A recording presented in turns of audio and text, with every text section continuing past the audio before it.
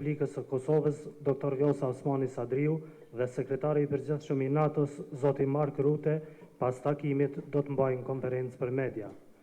Pas deklaratave të presidentes Osmani dhe sekretarit Rutte, do të kemi kohë vetëm për 2 pyetje, një për presidenten Osmani dhe një për sekretarin Rutte. Zonja Presidente, fjala për ju. Faleminderit shumë. Të nderuar anëtar të delegacioneve, të nderuar qytetarë të Republikës sonë dhe të nderuara media. I nderuar Mark, mirë se erdhe në Republikën e Kosovës, është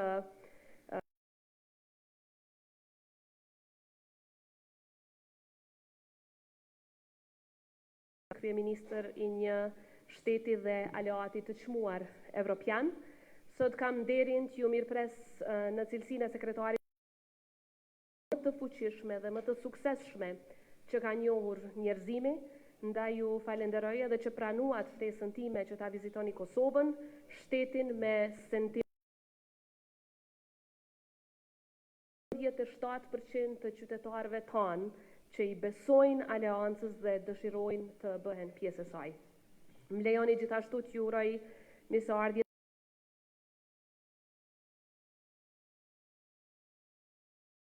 jetësisht mirënjohës për kontributin vendimtar të aleancës për lirinë e vendit tonë. Para pak më shumë se 25 vitesh, që do t'i takoni e do t'i shihni gjatë ditës, kemi qenë të rinj ose fëmijë të cilët dolëm t'i presim ushtarët e NATO-s, teksa ata po hynin në Kosovë.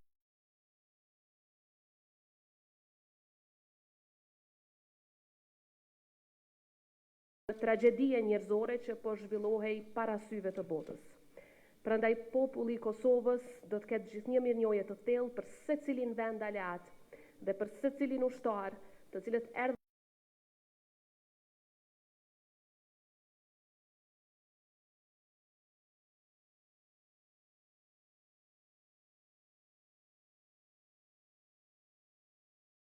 shembull suksesi dhe një demokraci që angazhohet jo vetëm për të qenë përfituese e sigurisë, por në të njëjtën kohë edhe kontribuese e eksportuese e saj. Sot Kosova po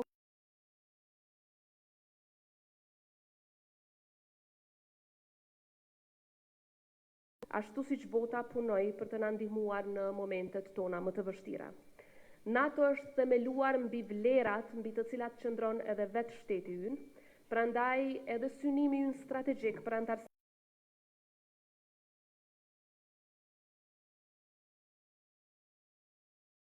stabilitetin në rajon dhe në gjithë kontinentin evropian. Siç e that me të drejtë ju dje në Bosnjë Hercegovinë, është me rëndësi që ky rajon të ketë vakume të sigurisë.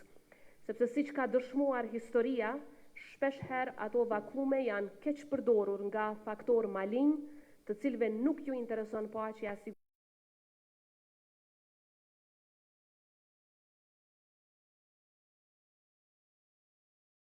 me NATO-n dhe me gjithë aleatët si shtete anëtare, duke zhvilluar çdo ditë më shumë ushtrinë tonë, forcën e sigurisë Kosovës, në një forcë bashkëkohore, profesionale dhe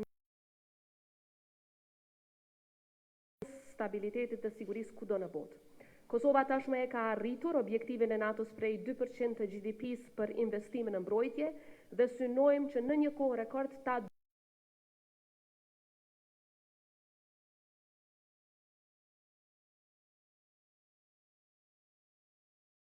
NATO-n dhe me shtetet anëtare dhe partnere. Po ashtu, Kosova së shpejti do të fillojë edhe me prodhim të municioneve dhe dronëve, duke e pozicionuar veten si një partner strategjik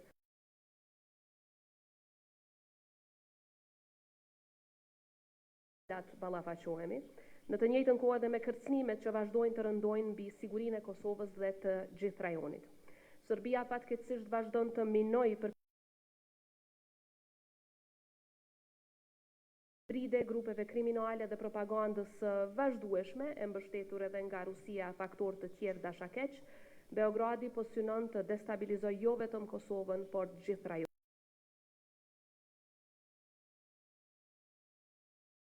Në maj 2023, të organizuara dhe mbështetura drejt për drejt nga strukturat shtetërore të Serbisë, janë dëshmi e qartë e këtij rreziku.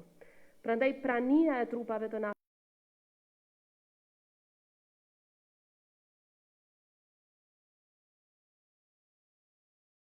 e paqes dhe stabilitetit për të cilin të gjithë së bashku kemi punuar dhe sakrifikuar shumë gjatë.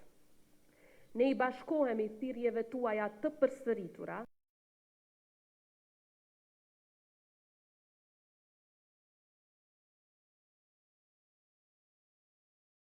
ndaj ushtarëve të KFOR-it në maj 2023 dhe sulmeve të tjera në veri të Kosovës, ku struktura të mbështetura nga Serbia lanë 90 të plagosur, prej të cilëve 3 të plagosur rënd. Siç e kam theksuar edhe gjatë vizitës sime të fundit në NATO, mungesa e përgjegjësisë për autorët vetëm sa e ka nëpërmjet strukturave të saj paramilitare. Prandaj është me rëndësi që bashkarisht ta fuqizojmë prezencën edhe të personelit edhe të mjeteve për ta mbrojtur kufirin në mënyrë që të parandalohet si hyrja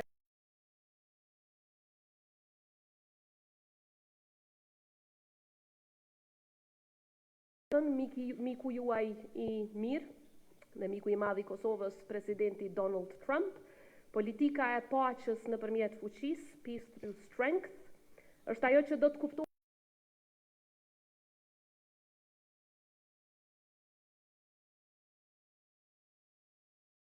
stabilizuese.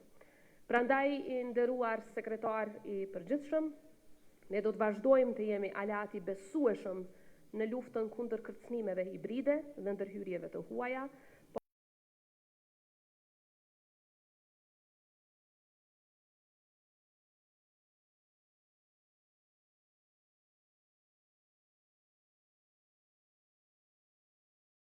është shumë i lidhur ngushtë edhe me integrimin euroatlantik të vendeve të këtij rajoni. Kosova dhe qytetarët e saj ndajnë vlerat mbi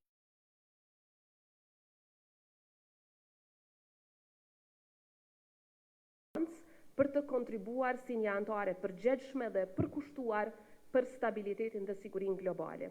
Në Kosovë, gjithnjë do të jeni si në shtëpinë tuaj.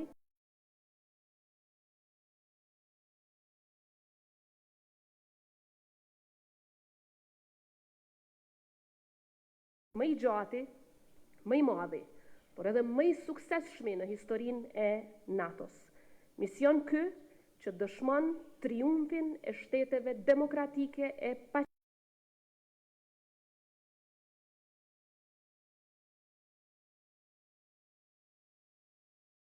shpejt, Kosova të jetë ulur krah për krah me vende tjera anëtare të NATO-s si një partnere kredibile, serioze dhe pa lëkundur në përpjekje. Zoti sekretar, para 25 vitesh u shpëtua nga NATO. Tani mezi pret të qëndroj krah për krah jush në mbrojtjen e vlerave që janë themel i kësaj.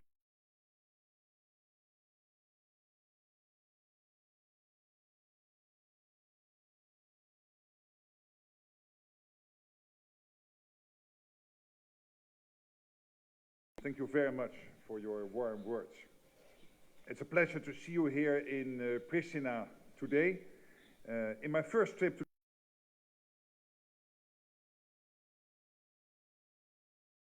our KFOR mission, together with all the permanent representatives of NATO's North Atlantic Council and KFOR operational partners.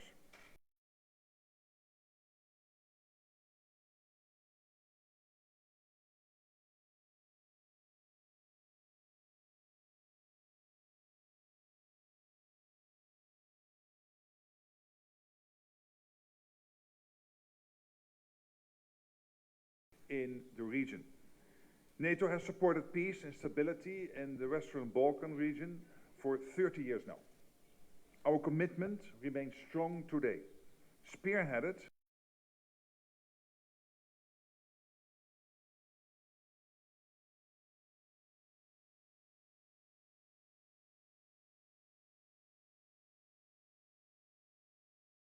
ensure a safe and secure environment for all people and communities living in Kosovo in line with KFOR's long-standing UN mandate.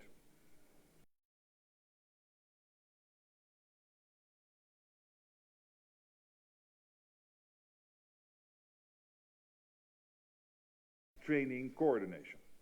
A secure Western Balkans region means more security across the whole Euro-Atlantic area. We must be clear-eyed on what lies.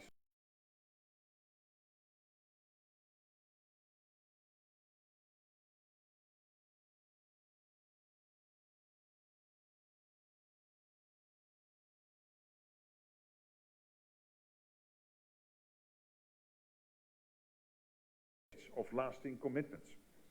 This is important for us. NATO will continue to play its part within our mandate for security of all. We do this in close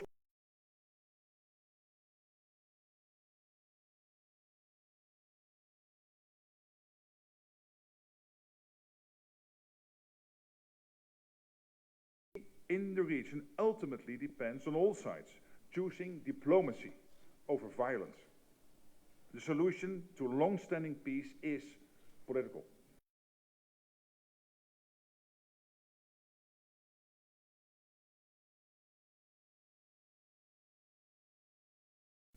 This is the only way to solve pending issues and secure a stable future, ensuring that the rights of all communities are respected and safeguarded.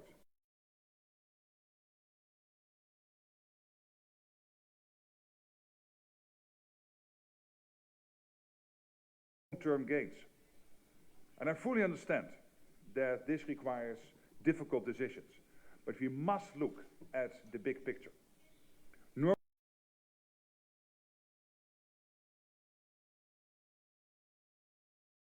Across the whole region for the benefit of all.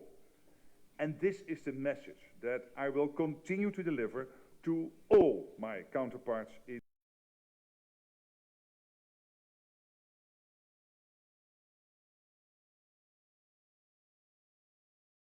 views to be continued, but for this moment, thank you. Tani do t'i marrim pyetjet tuaja.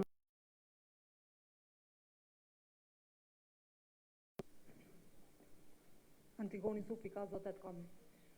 Mr. Rutte, with the rise of Where are you? Here. Yes. With the rise of the ultra-nationalist rhetoric from Serbian President Aleksandar Vučić toward Kosovo, what does NATO guarantees that Kosovo borders will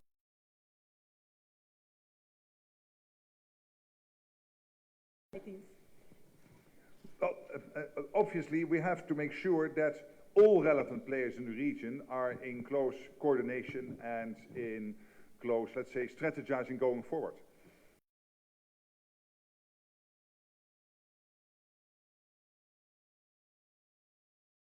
Presidency, why today I'm visiting KFOR here, and I thank you again for welcoming here in your office.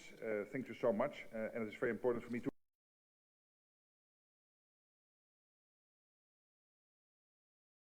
close contact with Aleksandar Vučić. We were on the phone last week. He will visit me in Brussels soon, hopefully this month. We are looking for dates to do that.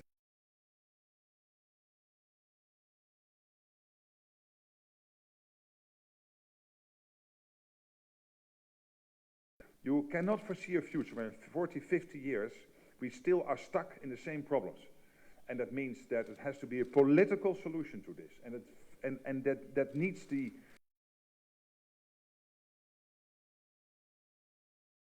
who has a impact not only here in Kosovo but also in the wider region and is respected all over the European Union. And that helps. And the same goes for the presidency in Sarajevo.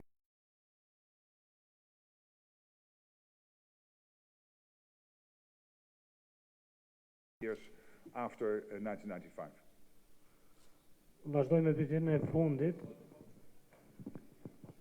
Flaka Zogu nga Radio Evropa e Lirë, shërbimin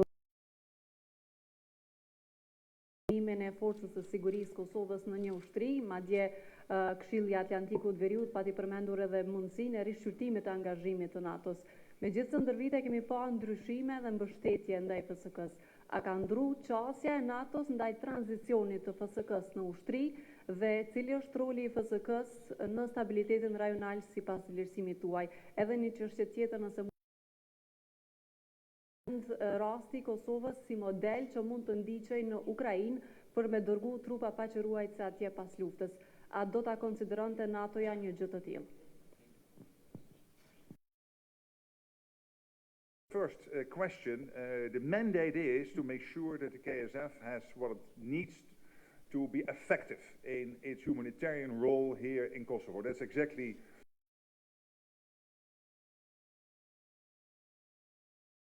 a humanitarian force of power in this country when humanitarian issues arise. And that's the mandate, and that's what we are working on every day and continuously. And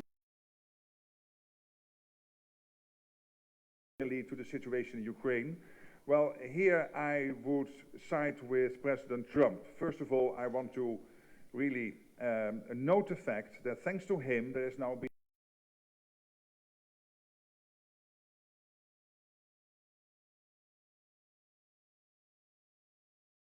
good that the French and the Brits have taken initiative that when a peace deal or a ceasefire would happen in Ukraine, that there will be this issue of security guarantees.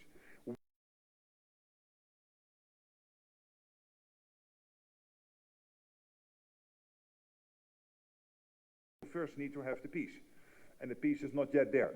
But at the same time, we all agree you have to work in parallel, because when a peace ceasefire is there or a peace deal is there, you have to be sure that you can somehow guarantee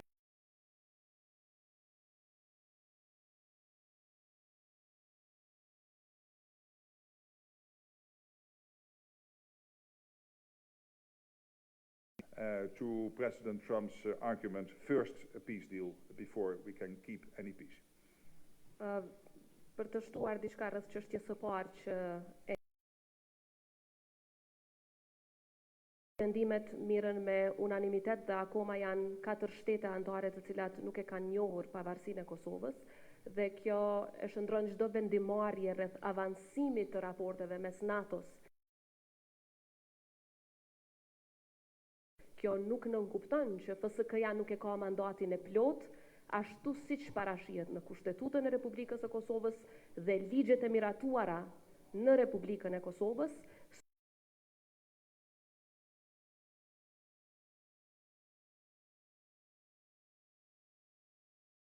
Mënyra të tjera për të avancuar rolin e FSK-s dhe kontributin e saj për paqe dhe siguri në vende të tjera rreth globit nëpërmjet marrëveshjeve të bashkëpunimit dypalësh, të cilat i kemi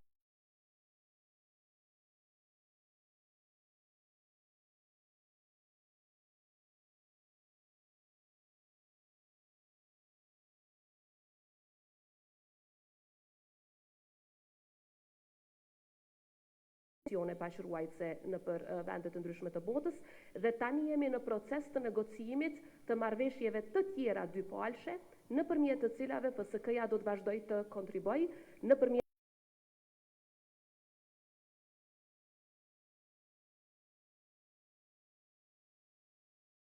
sekretari i përgjithshëm, siç e dini, para shumë vitesh ka qenë edhe një shkëmbim letrash në atë kohë ndërmjet kryeministrit të Kosovës dhe ish sekretarit të përgjithshëm që ka të të bashkëpunimit ndërmjet NATO-s dhe FSK-s dhe ne do të punojmë së bashku për të parë se si është mënyra më e mirë që kjo të funksionojë në praktik, duke mos harruar që të gjithë